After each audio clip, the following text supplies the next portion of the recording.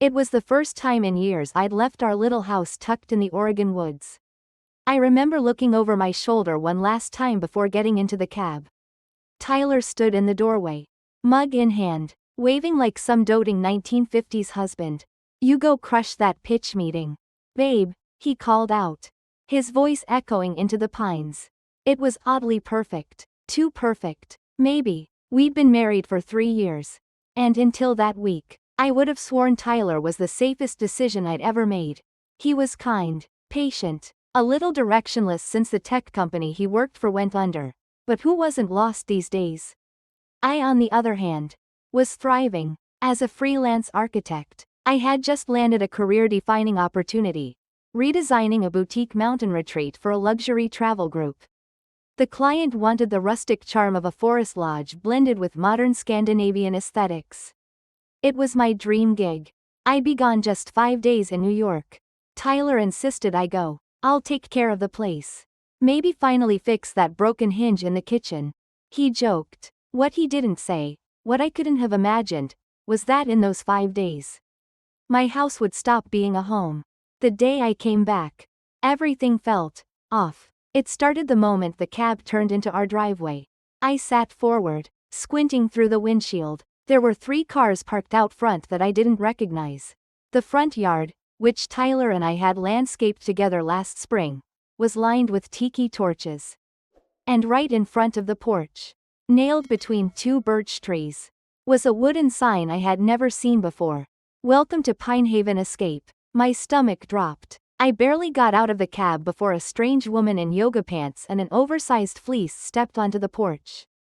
Squinting at her phone. "You the new check-in?" she asked without looking up. Before I could answer, the front door swung open. "Rachel," Tyler beamed, stepping out into the sun like this was a normal Tuesday. "You're home. What is going on?" I asked, my voice tight. He jogged down the steps, pulled my suitcase from the cab, and whispered, "Surprise. I started a little side hustle while you were gone. It's genius." "Really?" I listed the place as a boutique stay. Like an eco-retreat. People pay crazy money for the woodland experience now. We're booked through next weekend already. I blinked, stunned. "You did what?" Tyler's grin faltered. "I knew you'd be shocked. But trust me, once you see the bookings, you'll be thrilled." I even made a brochure. I followed him inside on autopilot, barely hearing the cab drive away behind me. The house smelled like cinnamon and pine sol.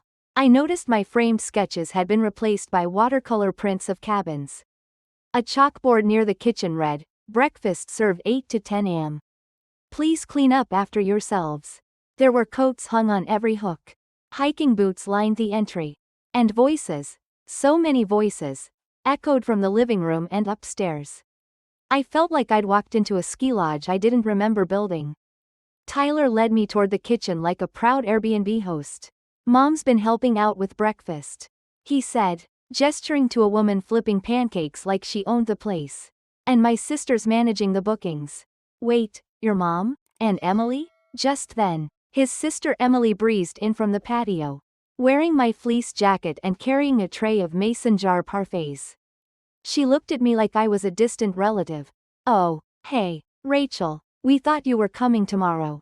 I stood there, heart pounding, feeling completely untethered. This was my house, my home, every inch of it built by late nights and sacrifice. I'd saved for 6 years to buy it, drawn every inch of the renovation plans myself. Tyler moved in after our wedding. I paid the mortgage, paid the taxes, paid for the foundation repairs when the basement flooded. And now, he had turned it into a weekend getaway for strangers, without so much as a conversation. I walked into the guest room, except it wasn't a guest room anymore. There was a couple inside, middle-aged, in matching flannel. One of them looked up from a travel guide. "Oh, sorry, we thought you were housekeeping." My own guest room, my own sheets. I backed out without a word. In the hallway, a teenager passed me carrying a towel and a Bluetooth speaker. I'd never seen him before in my life. Tyler called after me from the kitchen. "Honey, wait, let me explain." But I wasn't listening. I walked straight through the chaos, out the back door, and into the woods behind the house where I used to go to think. I sat down on a damp rock, wrapped my coat around myself, and stared into the trees. My hands were shaking, my breath shallow. This wasn't a misunderstanding. This wasn't a favor gone too far. This was betrayal. A quiet, smiling, "I thought you'd understand," kind of betrayal. And I knew right then that something was about to break. But it wasn't going to be me. I don't remember how long I sat there, frozen on that rock, listening to the faint hum of laughter and footsteps coming from what used to be my sanctuary. All I knew was that I couldn't go back inside. Not yet. Not while strangers were drinking coffee from my mugs, showering with my towels, and walking across the floors I refinished with my bare hands. Eventually, I walked down to the old shed behind the house. Tyler never went near it. I'd been using it as a sketching studio. Somewhere to escape when deadlines pressed in or when the house got too loud with his gaming nights. Funny, now the house was loud for entirely different reasons. I unlocked the shed and stepped inside. The air was musty but familiar, laced with the scent of cedar and graphite. My drafting table was still there, covered in old sketches and curled blueprints. I sat down slowly, pulling out a sketch pad that still had a corner of a cabin elevation from a few weeks back. I didn't draw, I just stared at the page, too numb to move. After a while, I checked my phone. 15 missed calls, all from Tyler. I ignored them. At some point, I must have fallen asleep with my head on the table, because I woke to the buzzing of my phone again. This time, it was a text. "Tyler, please come back inside. We need to talk. I'm sorry if it was too much. Can we just talk?"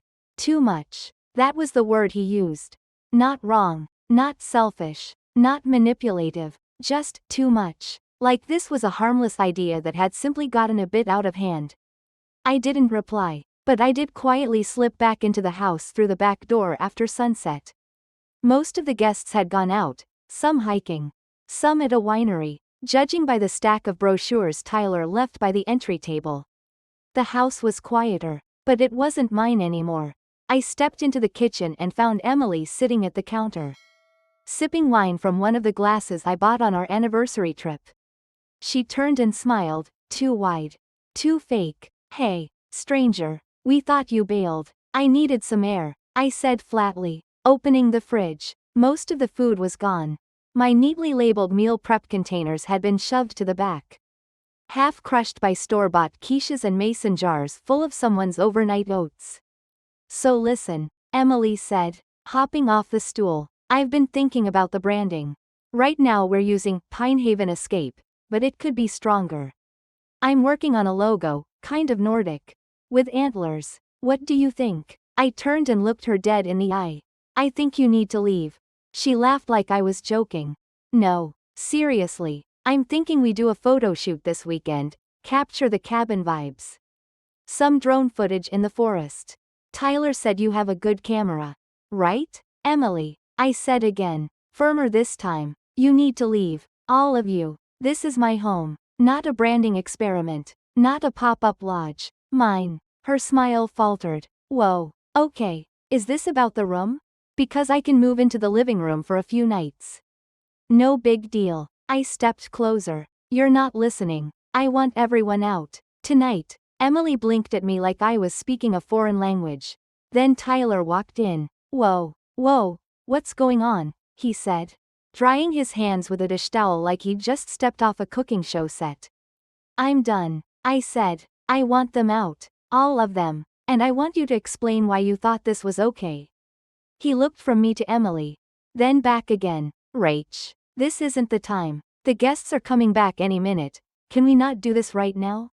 "No, we are doing this now." The silence stretched. Emily set her wine down and quietly left the room. Tyler exhaled and leaned on the counter. "Look, I didn't think you'd be this upset. I really thought you'd see the potential. It's passive income. We're always talking about stability, right? This is a gold mine." I stared at him in disbelief. "You thought turning my home into a side hustle without telling me would impress me?"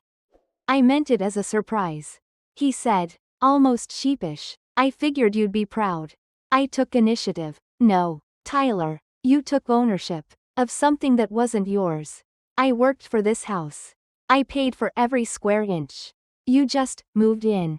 And now you've filled it with strangers and handed the keys to your family. His jaw tensed. I thought marriage meant sharing everything. It does, I said quietly, but it doesn't mean erasing your partner's boundaries. He opened his mouth to argue, but I held up a hand. No more. I'm not doing this tonight. I turned and walked upstairs to the master bedroom, our bedroom, only to find a woman inside, brushing her hair in front of the mirror. She looked startled. Oh, sorry, I thought housekeeping came through already. I didn't respond. I just turned around and walked right back down. Tyler was still in the kitchen, rubbing his temple. I'm going to the shed, I said. Don't follow me. And tomorrow morning, I want everyone gone. I didn't wait for his answer. Back in the shed, I locked the door, curled up in the blanket I kept under the table, and let myself cry. Not loud, not desperate, just silent tears in the dark. Mourning something I hadn't realized was already gone. The life I thought I'd built. The man I thought I knew. And the home I thought was mine. The next morning, the fog clung low over the pines as I stepped out of the shed. Eyes heavy, limbs stiff from the cold. The house stood in the distance, quiet now. Too quiet, and for a moment, I wondered if Tyler had actually listened. As I approached, I noticed a few cars already gone from the gravel driveway. One of the rental vans was backing out. Two women I didn't recognize waved cheerfully at me from the front porch like this was some kind of resort. Inside, the living room was a mess of folded blankets, half-eaten bagels, and empty coffee cups. The fireplace was still smoldering. The stone hearth littered with someone's yoga mat and a spilled protein shake. Tyler was in the kitchen, stuffing bagels into paper bags. Hey, he said, voice soft, like we were easing into normal conversation. People are packing. I told them it was a scheduling mix-up. They'll be out by noon. I didn't reply. I just started cleaning. Every time I bent down to pick up a sock or an abandoned wine glass, it felt like I was scrubbing away someone else's fingerprints off my life. He watched me silently for a while, then said, I didn't want to hurt you. I just thought, I don't know, maybe if you saw how it could work. I kept my eyes on the dishes. You didn't trust me enough to ask. You only trusted yourself. I thought I was doing something smart for us. I looked up, finally meeting his gaze. You didn't do it for us, Tyler. You did it for you. You made a business decision with someone else's house. You treated my work, my peace, my boundaries like background noise. His shoulders dropped. I'll fix this. You can't fix this with an apology and bagels. The last of the guests left around 1. Emily didn't say goodbye. She barely looked at me as she tossed her duffel bag into the trunk and slammed it shut. Good. I didn't want closure. I wanted space. When the door finally clicked shut for the last time, I stood in the silence of my living room, looking around. Everything felt off. My throw pillows were in the wrong places. My bookshelf had been touched, moved. Even the scent in the air was wrong. Someone had lit one of the fancy candles I was saving. And now the place smelled like artificial vanilla and entitlement. Tyler stood in the doorway. I'll go stay with my brother for a few days, he said quietly. Give you time. I nodded. I didn't say thank you. I didn't hug him. He paused before leaving. Do you still want this, us? I looked around the room, at what was left of my life after someone else's idea of family had stomped through it. I don't know, I whispered, and I meant it. After he left, I cleaned for hours, scrubbed the floors, laundered every pillowcase, rearranged the bookshelf until it looked like it used to. It wasn't just about the mess. It was about reclaiming space, reclaiming myself. That night, I lit one of my candles, a scent I loved, eucalyptus and cedar, and curled up on the couch with an old sketchpad. My pencil hesitated at first, the way your body does after a trauma, unsure if it's safe to breathe yet. But slowly, the lines came back. A cabin in the woods. Solitary, but peaceful. Strong beams, tall windows, stone chimney. A home, my home. 3 days passed. No word from Tyler. On the 4th day, a knock on the door broke the quiet. I opened it cautiously. It was Linda, Tyler's mom. She wore a wool coat and carried a small Tupperware container. Hi, Rachel, she said, voice gentle. I brought soup. I didn't invite her in. just held the door halfway open and waited. She shifted awkwardly. I wanted to say I'm sorry. About everything. About how we came in and took over. That wasn't fair. I raised my boys better than that. I arched a brow. Well, I thought I did, she added, smiling weakly. Emily, she meant well. She always means well, but meaning well doesn't excuse being careless. I didn't respond. I didn't know if I could believe her. But I took the soup. Because I was tired. And soup, at least, didn't lie to your face. Before she left, she turned back and said, "You're a good woman, Rachel. I hope Tyler realizes what he's about to lose." I closed the door and leaned against it. The container warm in my hands. My heart cold in my chest. I didn't know what I wanted yet. But I knew this. I deserved to be asked. I deserved to be considered. And I was done apologizing for expecting the bare minimum from the person I built a life with. A week passed. The house was finally quiet again. Not the kind of silence that presses down on you like loneliness, but the kind that breathes with you. That settles gently into the corners. That lets you hear your own thoughts again. I spent my days working. My nights sketching. Slowly, the tension that had lived in my shoulders for weeks began to ease. My appetite returned. I no longer startled at every noise. And for the first time in what felt like forever, I slept through the night without waking in a panic. Tyler didn't call. Not at first. But on the 8th day, he sent a text. "Can we talk? I've been thinking a lot. I want to see you." I stared at the screen, thumb hovering over the keyboard, unsure what to say. Part of me wanted to ignore it. Part of me wanted to scream. But another part, the part that had loved him, lived with him, built a future with him, needed to understand why he did it. Needed to look him in the eye and ask, "Was I ever your partner? Or just a placeholder?" So I replied, "Come by at 6. 1 hour. That's it." At 5:55, I sat in the living room, hands folded, waiting. The same room that had once been filled with shouting kids, scattered granola wrappers, and someone's niece watching TikTok on full volume, was now still. My candle burned steadily on the shelf. My art supplies were stacked neatly in the corner. This was my space again. At 6 sharp, he knocked. I opened the door. Tyler looked smaller, like the weight of his own actions had finally settled onto his shoulders. He held nothing in his hands. Not flowers. Not takeout. Not even that stupid grin he used to flash when he was trying to charm his way out of trouble. "Hey," he said quietly. I stepped aside. Let him in. We sat on opposite ends of the couch. For a long moment, we said nothing. Then he broke the silence. "I messed up." I didn't respond. I thought I was being smart. Leveraging what we had. Creating opportunity. But the truth is, I bulldozed you. I didn't ask. I didn't listen. I treated your home like a hotel and your peace like it didn't matter.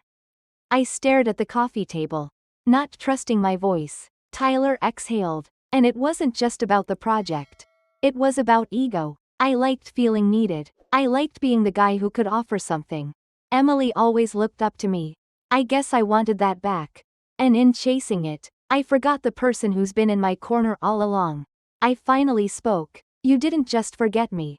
You dismissed me. You saw my discomfort. You heard me say no. And you went ahead anyway." He nodded slowly. "I did. And I'm sorry. Not just for what I did, but for who I became while doing it." I let that sit in the air for a while. Then I asked the question that had been burning in my chest for days. "Why didn't you see me, Tyler? Why was everyone else's comfort more important than mine?" His face crumpled. "I don't know. Maybe because I took you for granted. Because you always had things handled. Because you never needed me the way everyone else seemed to." "That's not love," I said. "That's convenience." He flinched, but didn't argue. We sat in silence again. The kind that comes after a long storm. After a while, he said, "I'm moving out. I already spoke to the landlord. I'm taking my name off the lease. I'll send you a check for half the rent we didn't split while my family was here."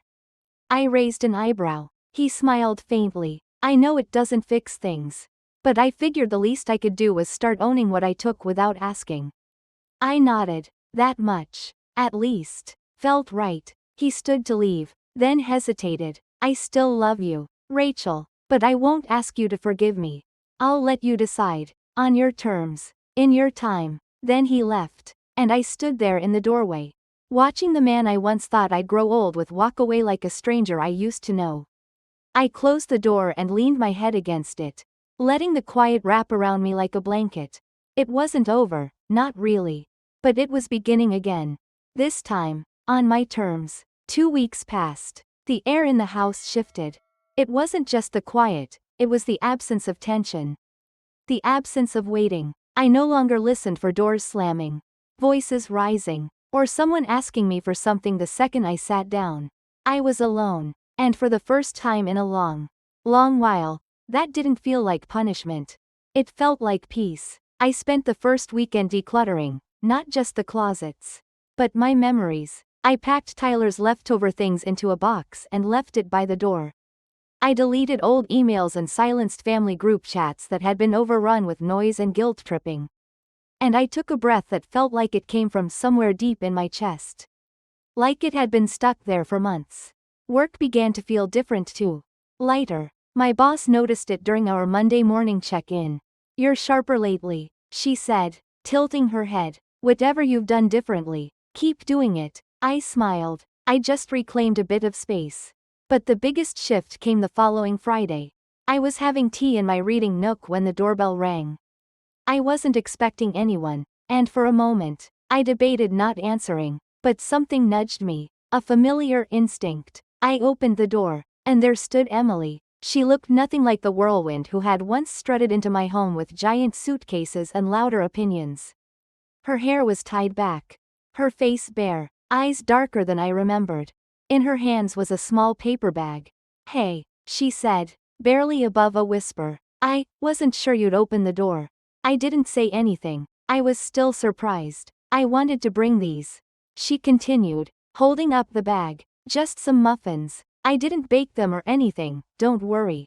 A ghost of a smile tugged at the edge of my mouth. She took a breath. "Rachel, I've been a brat. I thought I knew better. I thought I could take shortcuts by riding someone else's generosity. And I hurt you. You were kind. You let me in. And I didn't treat that with respect." My fingers tightened on the edge of the door.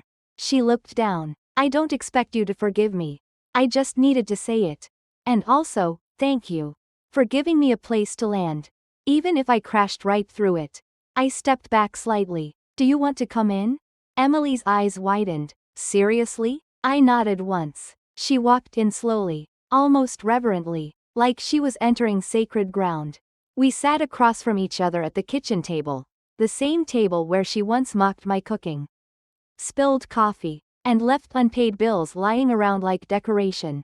Now she just sat, still, quiet. "I've moved out," she said. "Got a job at a local copy shop. Not glamorous, but it's mine. I'm staying with a friend. Paying rent." I raised an eyebrow. "I know," she said. "It's weird for me too. But I needed to see what it feels like to stand on my own 2 feet." We sipped tea in silence for a while. Then she asked, "Have you talked to Tyler?" I shook my head. "He emailed once. Said he was moving to a smaller place. Mentioned he started therapy. That's all." Emily looked down. "He messed up. But I didn't make it easier. I enabled all of it." I nodded. "Maybe. But he still made his own choices. And so did I." She looked at me carefully. "Would you ever take him back?" I let that question hang for a while, swirling the tea in my cup, watching the leaves settle. "Maybe I'll take myself back first," I said, "and see where that takes me."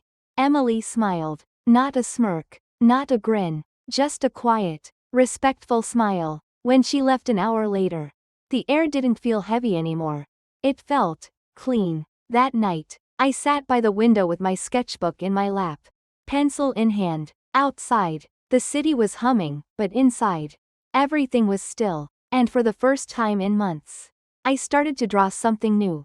Not chaos, not anger, but a woman, standing on her own porch, coffee in hand, a breeze lifting her hair, a peace in her eyes. She looked like me. No, she was me. And I wasn't just coming back. I was becoming someone better. Someone stronger. Someone whole.